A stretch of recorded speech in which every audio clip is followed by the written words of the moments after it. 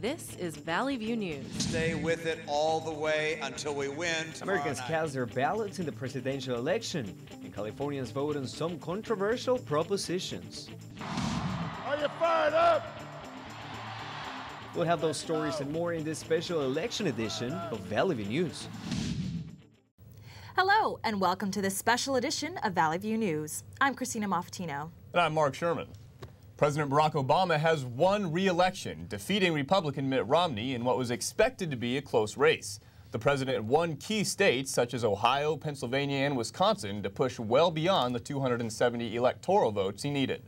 I returned to the White House more determined and more inspired than ever about the work there is to do and the future that lies ahead. The president quickly gained 303 electoral votes, and Governor Romney acquired 206. Romney praised President Obama in a concession speech. I so wish that I had been able to fulfill your hopes to lead the country in a different direction, but the nation chose another leader, and so Ann and I join with you to earnestly pray for him and for this great nation. President Obama vowed to reach out to both parties to help reduce the deficit, reform the tax code, and fix the immigration system. Valley View News sent a team of reporters to cover the election from different areas around Los Angeles. The field poll predicted that for the first time, over half of California ballots for the 2012 election would be cast by mail. Valley View News reporter Claudia Alanese was at voting precincts to talk to those who voted in person on Election Day. Election Day 2012. We went to 3 polling places around the valley to talk to voters. We wanted to know who people chose for president, why they were voting, and what they had to say to the people who weren't voting. In 2008, 2/3 of the Hispanic voters in America chose Obama. The Latino vote was expected to play a huge role in this election. In the city of San Fernando, about 90% of the population is Hispanic. All but one of the people we talked to voted for President Obama. For President Obama? He's been increasing our economy little by little, getting it back to where it was before. I like some of Romney's views, but I'm kind of scared that my taxes would be increased if I voted for Romney. Mitt Romney. He's a businessman, and our biggest problem is like the economies are like down. And for a businessman, like he could really bring it up and stuff. I don't think Obama could do that. There are 11 million 18 to 24-year-old eligible college voters in the U.S. Here at CSUN, there's a polling place for students living in the dorms. The Satellite Student Union gave students a quick and easy location to cast their vote. At times, there were 50 people waiting in line. Every student we talked to voted for President Obama, and for most, it was their first time voting in a presidential election. I'm really excited. I was really happy that I was able to vote this election. I get to pick my future and how I want things to be. I'm really excited because I actually get a voice in it. People are complaining about not being able to have stuff change, but they don't vote. I was actually real excited to vote. In order for me to actually have a say in what happens in this country and what's going to happen here. California's field poll estimated that 70% of California's registered voters would cast ballots in this year's election. That's 10% less than in 2008. And just like CSUN students, people in Porter Ranch were enthusiastic about their right to vote. And they had something to say to the people who can vote but chose not to. If you don't take some sort of action, whichever it is, you have no right to complain. If one person doesn't do it, that could be a million people that don't do it, which means that's a million votes that we don't have. It's a free country. If you don't want to vote, don't vote, but then don't complain. From the San Fernando Valley, I'm Claudia Alanese for Valley View News. The volunteers at the Democratic offices in the San Fernando Valley continued their Get Out the Vote effort until the polls closed. Then it was a celebration with guest speakers who addressed the excited crowd. Valley View News reporter Tiffany Miles brings us more on the event. I went out to the Democratic headquarters in Van Nuys where people eagerly waited to hear whether their candidates won or lost. The Democratic headquarters in Van Nuys was filled with Obama supporters on Election Tuesday. Volunteers and community members continued to make calls up until voting polls had closed. Helpers were constantly reminded to, That's exactly what they did. Since August, volunteers have helped the Democratic Party of San Fernando Valley to make over 300,000 phone calls. There's a lot of things on the ballot. Councilman Eric Garcetti says he is happy to see people becoming more involved. But it gives me a lot of faith that people haven't given up on this, that when people say everybody's cynical about politics, I'd say just come here and check this out. Congressman Brad Sherman stopped by to say a few words. A matter of minutes before they call Ohio or Florida or Virginia, any one of them, for President Barack Obama. When that happens, stick a fork in it. It's done. And Mitt Romney can go back to Maine Capitol. There have been over 600 people that have volunteered for the Democratic Party of the San Fernando Valley. 150 showed up on election night in order to continue making calls and to patiently wait for the verdict of the 2012 presidential election. Many supporters waited quietly, but once the final decision was announced, everyone broke their silence.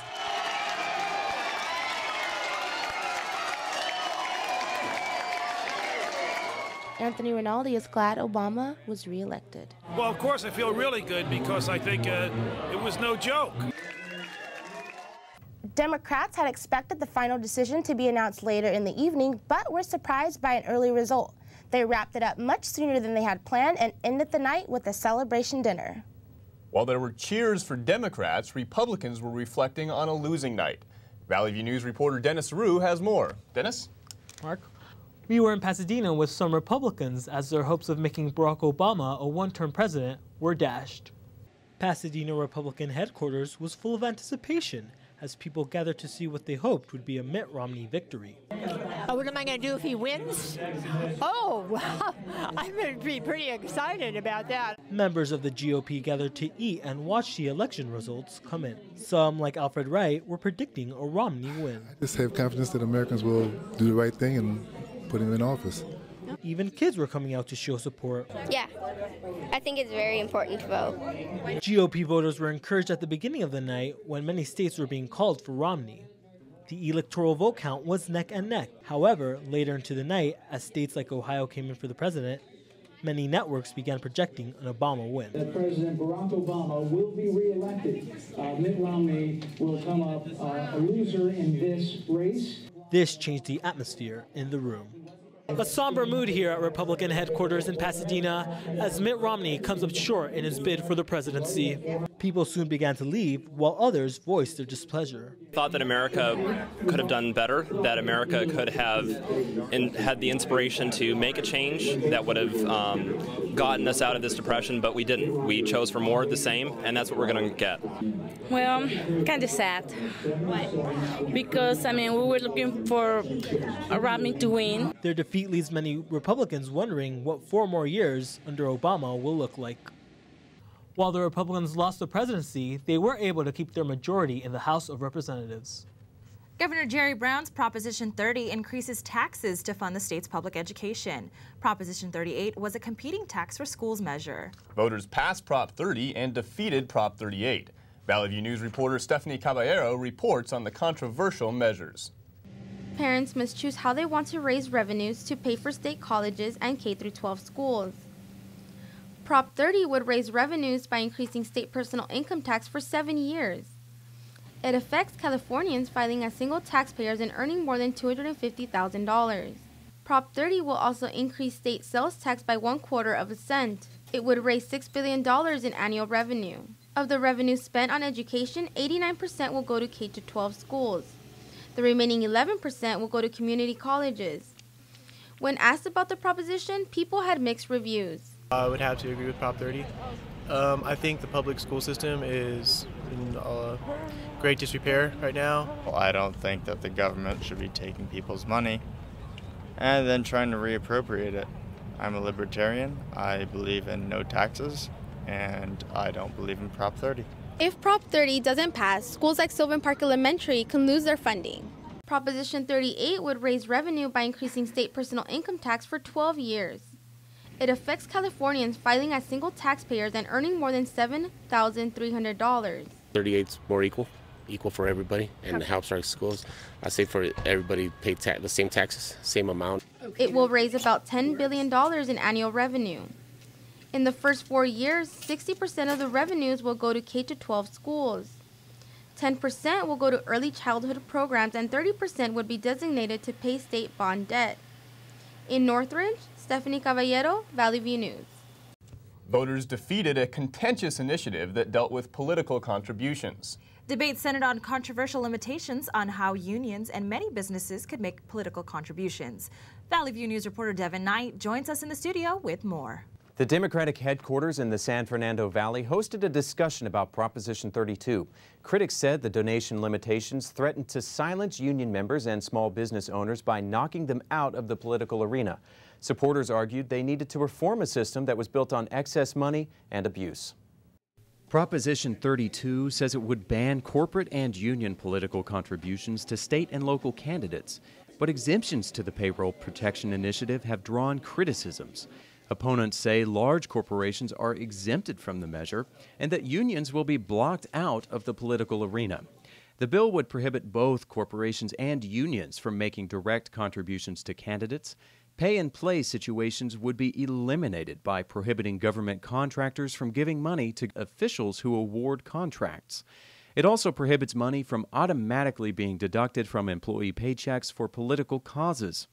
Pulitzer Prize-winning columnist with the LA Times, Michael Hiltzik, spoke out against Prop 32 at the Democratic headquarters in the San Fernando Valley. He says it was written specifically to be confusing. I think it was written so that the public wouldn't understand its real goal, which is to take unions out of the political system. A fraud to end all frauds. That's what Michael Hiltzik called Proposition 32 in his latest column written a month ago from the LA Times. Supporters say the bill cuts special interest ties by greatly reducing the stream of money used to influence politics. Leader of Democrats for Education Reform and former Democratic State Senator Gloria Romero has become known as the face of Yes on 32. Romero told the Sacramento Bee that Prop 32 is about Democrats rethinking their relationship with public sector unions. She also says the tectonic plates of politics in California are shifting, and that executive boards of the unions are scared of this, while rank-and-file members are not. Hiltzik says corporate contributions have a far greater impact on politics than money coming from unions. All the evidence shows that corporate money is much more prevalent in politics than union money, at the federal level and at the state level. Corporate money from wealthy individuals overwhelms the amount that's spent by unions. Organizer Marcia Schneider brought Hiltzik in to speak and says the measure is misleading. Proposition 32 is being sold as get money out of politics. And a lot of people would love to get money out of politics. But what Proposition 32 is doing is saying get working people's money out of politics. The Campaign Finance Reform Initiative was defeated with 55% of voters against it. The long campaign turned out to be a big victory for unions that held on to traditional donation methods. That's all from here. Back to you. Proposition 31 was an effort to change California's budget process. The measure would have established a 2-year budget cycle and limited government spending. Voters soundly defeated the proposition by a margin of 60% to 40%. Prop 33 would have allowed insurance companies to offer discounts to certain customers. Drivers could get a discount if they were insured for the 5 years before buying insurance from a new company. It would also have allowed companies to increase prices to customers who didn't meet that criteria. Prop 33 failed with 55% of votes against. Prop 34 would have replaced the death penalty with a life sentence without parole. Supporters of the prop argued it would prevent the state from killing innocent people convicted of crimes. The prop failed by almost 6 percentage points. Prison officials will return to crafting a lethal injection protocol that meets both state and federal requirements. Proposition 35 increases prison sentences and fines for anyone convicted of human trafficking. Prop 35 was drafted to make forcing minors into prostitution or forcing them to work for free punishable with up to life in prison. The prop, known as the Californians Against Sexual Exploitation Act, has passed with 80% of the vote. The act also increases the fine for trafficking from $100,000 to as much as $1.5 million. Proposition 36 is a change in the 3 strikes law. It requires that a third conviction would have to be violent or serious in order for a person to be sentenced 25 years to life. Voters approved the measure with 69% in favor. Under the old 3 strikes, anyone could be convicted and sentenced to 25 years to life if their third crime was a minor one. The change allows 2,803 strikers to apply for a reduction of their sentence. Proposition 37 would have required certain foods to be labeled if they contain genetically modified organisms, or GMOs. Supporters of the measure spent nearly $9 million to promote it. Opponents spent almost $46 million to defeat it. Prop 37 failed, with 53% of the vote against. Voters apparently sided with the opponents, who said it would be too costly for farmers and raise prices of food. Proposition 39 requires California businesses to pay income taxes based on the percentage of business they do in the state. It prevents multi-state companies from choosing to pay taxes in the state where they get the best tax breaks. Prop 39 passed with 60% of the voters approving it. The measure is expected to generate an extra $1 billion annually in California. Proposition 40 dealt with new state Senate districts that were created by a Citizens Commission. A yes vote would keep the California Citizens Redistricting Commission boundaries. The measure passed with 72% of the vote. Republicans initially wanted the measure to pass, but later withdrew their support. Republicans have maintained their majority in the House of Representatives, and Democrats will keep control of the U.S. Senate. The results present another divided and highly polarized Congress. In the Senate, Democrats retain their majority 53-47. Senate Majority Leader Harry Reid says the results show it's time for a change in how lawmakers do business. He says Democrats and Republicans must work together. In the House, Republicans hold a 240 to 190 majority. House Speaker John Boehner says the American people want solutions, and that's why they renewed the Republican House majority. There were worries some victims of Hurricane Sandy would have trouble getting to the polls on Election Day. And hundreds of thousands of people jammed the streets of West Hollywood for the 2012 Halloween Carnival. We'll be right back.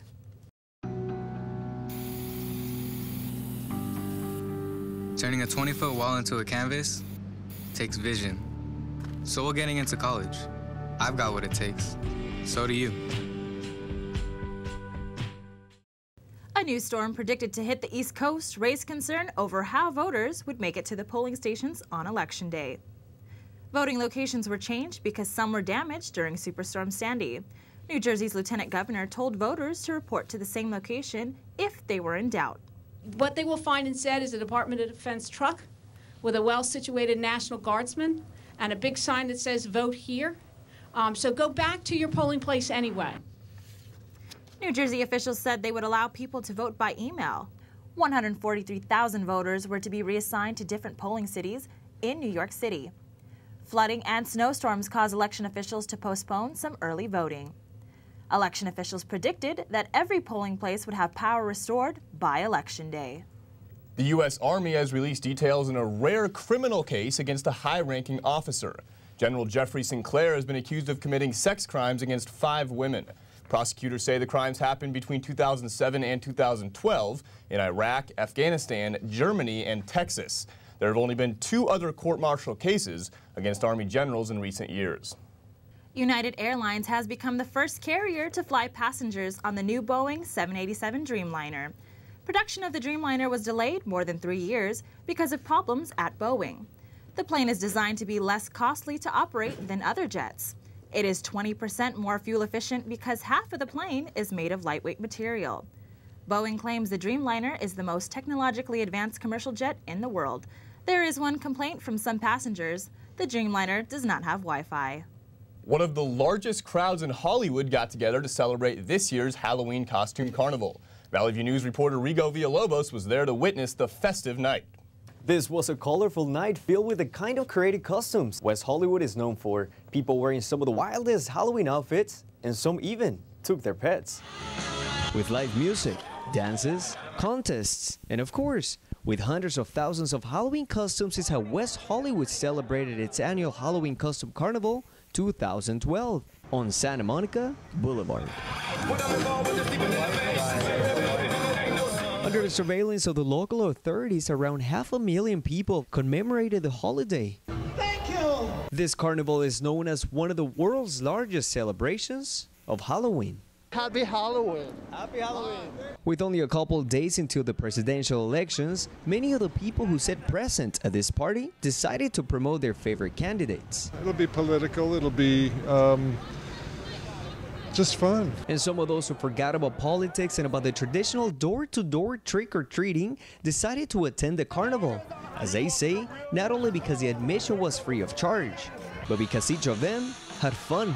in their own expressive way. I had a bunch of old CDs laying around, so I figured I had to do something with them. Now it's being green, I'm recycling. And while some people from different parts of the world enjoyed being part of the carnival, we're from New Jersey. We're from Israel, and we're partying in California. Others were happy to show the world their own creations. How long did it take you to do this? I've been working on like a couple hours a day since July. My boyfriend made the costume, I did the makeup myself. Stacy Jacks, baby. Several streets had to be closed down until approximately 6 in the morning the next day. While vehicles were not permitted to drive on the streets due to the event, pedestrians and partygoers were, as they say, rocking the night away. And since everyone's having fun in this festival, I decided to do the same and become the superhero I always wanted to be. In West Hollywood, this is Super Rigo Villalobos for Valley View News. I couldn't help myself. I had to dress up. The shows ended at 11, but many other partygoers stayed until about 3 in the morning. Back to you. Taylor Swift's new album has hit a sales record, and Britney Spears might be writing a book about her life. Vanessa Soto has more in entertainment news. Here's the scoop. Actor Leonardo DiCaprio and model Erin Heatherton have ended their relationship. The couple vacationed last year after getting married, but DiCaprio became busy shooting movies this year. DiCaprio's busy schedule could have caused their split a few weeks ago. The movie Wreck-It Ralph has made more money on its opening weekend than any other Walt Disney animation. The video animation made $49 million. The character Ralph is tired of being overlooked, so he tries to prove he can be a hero by going through a journey in video game. Disney representatives say they are looking forward to the movie doing well during the holidays. The boy band One Direction has released a new song, but some people do not like the message it may send to teenagers. Lyrics in the song, Little Things, point out insecurities a girl may have. Some lyrics say, you've never loved your stomach or your thighs, but you're perfect to me. Critics say One Direction promotes insecurities for their listeners. The song was written by British singer Ed Sheeran. Pop superstar Britney Spears plans to write a novel. There's been speculation it will be a memoir, but Spears says it won't. The novel most likely will be a fictional account of moments in her life. Country singer Taylor Swift's new album has sold more in 1 week than any other in the past 10 years. Swift says she can't believe she has set a new record. The album Red sold over $1 million in the first week. Swift also earned her third #1 album on the Billboard chart with Red. Let's see if the country superstar will be taking home awards for this album at the Grammys next year. That's all for entertainment. Back to you. An elephant in South Korea speaks Korean. You'll see it right here after the break.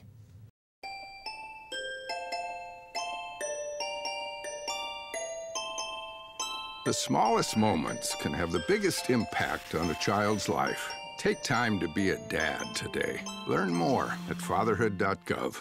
Forecasters in Southern California are concerned about the combination of low humidity, high temperatures, and high winds. Forecasters say winds could increase up to 40 miles an hour. Red flag warnings are in effect in Los Angeles and Ventura counties for the mountains, where fire danger is high. The temperature is expected to drop to the mid-50s by the end of the week. A $23 million Super Lotto Plus ticket has finally been claimed, just weeks before the deadline to cash it in.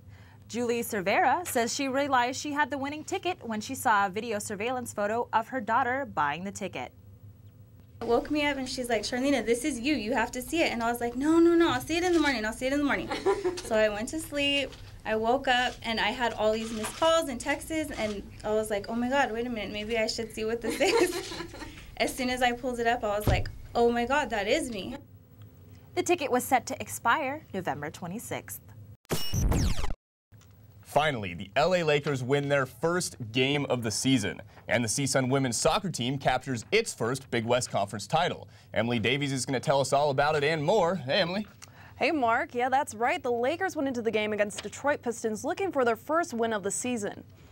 Early in the first, Kobe on the fast break with a little shake and bake to put the Lakers up by 6. He messed around and nearly got a triple-double with 15 points, 7 rebounds, and 8 assists. World peace up the court to Darius Morris, the lob to Dwight Howard, and boom shakalaka. Midway through the third, Blake to Howard, and rest in peace, rim and net. Howard finished the game with 28 points and 7 rebounds. The Lakers went on to win 108-79. The LA Galaxy fell to the San Jose Earthquakes in the first leg of the Western Conference semifinals at the Home Depot Center. Defender Victor Bernardes scored on a deep free kick from 30 yards out 4 minutes into stoppage time. The second leg of the series is in Santa Clara. Now on to CSUN Sports. The women's soccer team is heading into the NCAA tournament. This comes after a 1-0 defeat over Cal State Fullerton in the championship game of the Big West tournament. Forward Melissa Fernandez earned tournament MVP after her game winner in the 92nd minute. The men's soccer team will head into the Big West tournament as the #1 seed from the South. The men's will host their semifinal game against Cal Poly. Now let's check out some American football. Last week, a couple NFL rookies had spectacular games in the air and on the ground. In Indianapolis, Andrew Luck, the #1 draft pick, threw for a rookie record 433 yards. Luck had 2 touchdowns, and the Colts beat the Dolphins 23-20. In Oakland, the Tampa Bay Buccaneers rookie running back Doug Martin just went off on the Raiders. Martin rushed for 251 yards and 4 touchdowns. Both of those are Bucs franchise records. Martin became the first player in NFL history to have rushing touchdowns of 45, 65, and 70 yards in the same game. The Bucs beat the Raiders 42-32. The USC Trojans went into the battle with the #4 ranked Oregon Ducks. Let's go to the highlights. Early in the second, Trojans down. Matt Barkley drops back, surveys the field, and connects with Marquise Lee for a 75-yard touchdown. But the night belonged to Oregon's Kenjon Barner. Barner breaks through the defense one more time and puts an exclamation point on his 321-yard, 5-touchdown performance on the ground. For the Trojans, Barkley had 484 yards and 5 touchdowns through the air, but it was not enough for the Trojans. They fell into the Ducks 62-51. Sounds like a basketball score. In college football, UCLA routed Arizona 66-10 at the Rose Bowl. Bruins running back Jonathan Franklin rushed for 162 yards and 2 touchdowns. He was now surpassed Gaston Green for the Bruins' career rushing record. UCLA quarterback Brett Hundley passed for 288 yards, including 3 touchdowns. The Bruins improved their record to 7-2. UCLA will travel north this weekend to face Washington State. And that's it for sports. Now back to you. Michelangelo's painting on the ceiling of the Sistine Chapel celebrated its 500th anniversary. Work on the ceiling started in 1508. Pope Julius II decided to make some changes to the room and commissioned Michelangelo to paint the ceiling. The painting shows stories from the book of Genesis. It depicts the iconic creation of Adam that shows God reaching down from heaven and touching the finger of Adam. An elephant, that's right, an elephant in a South Korea zoo can imitate human speech. The elephant's name is Koshik and says words in Korean like hello and sit down. Yeah. It is unclear exactly why Koshik started mimicking human speech. Biologists say he was the only elephant living at the Everland Zoo for about 5 years during his youth. Koshik only associated with people in that important phase of bonding and development. I'm Mark Sherman. And I'm Christina Maffatino. Have a great day.